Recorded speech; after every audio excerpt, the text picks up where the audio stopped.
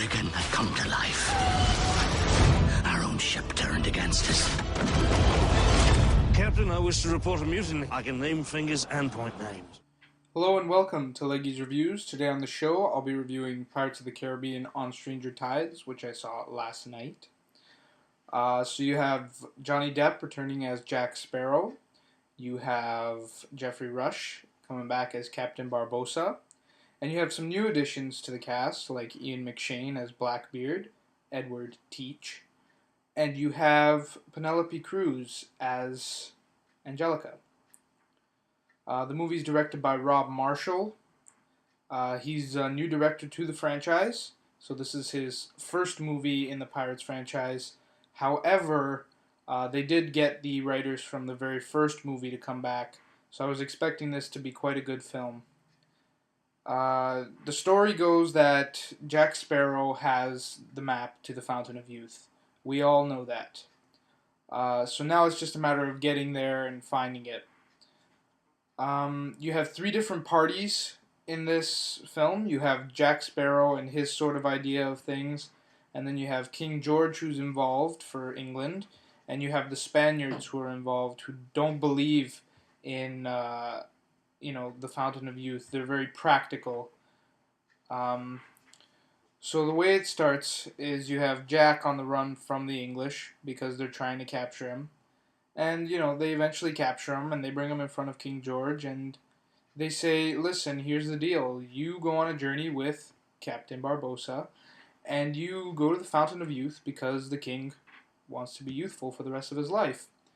Naturally, Jack disagrees and leaves them in the dust, but is later captured by Blackbeard, who, by the way, is played pretty well by Ian McShane.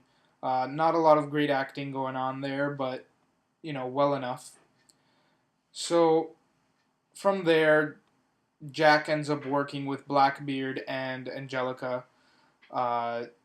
in order to get to the Fountain of Youth, because there's this prophecy that a one-legged man will take out Blackbeard. Ultimately, the one-legged man is obviously Barbossa because he's missing his leg at the beginning of the movie. So there's this race against time with these three parties, seeing who can get there first. In classic Pirates of the Caribbean fashion, you have some deceitfulness, some lying, some cheating, things like that. And that's pretty much the bulk of the movie. The things that I didn't like about the movie, which really, really stood out in my mind, was the fact that everything from the first three movies gets thrown out the window. You don't have any returning cast members aside from Captain Barbossa and Jack Sparrow, which really took away a lot from the film. You don't even get a lot of the crew from the first three movies. All you get is Gibbs from the first three movies, and he's not even that funny. In terms of the acting, nothing impressive. I mean, because you don't have those supporting cast members, you can really see the flat character that Jack Sparrow is and Captain Barbossa.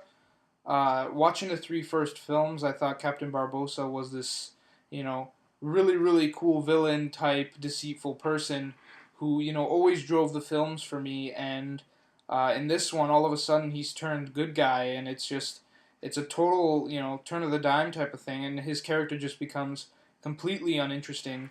The same with Jack. All of a sudden, he has a heart. He wasn't even that funny either, which really took away from his character, which I found weird because you have the writers from the first movie. So it was really, really, it was disappointing in that sense.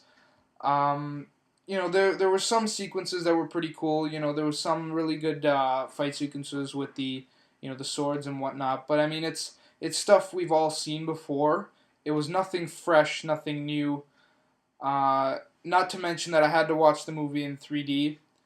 Did not enjoy that at all. I'm not a big fan of 3D movies, especially because 90% of the film was not shot in 3D, which is another thing that I wasn't happy about. Not to mention the price tag of the movie was $17 to see a movie with post-production 3D and not even a great, addition to the franchise.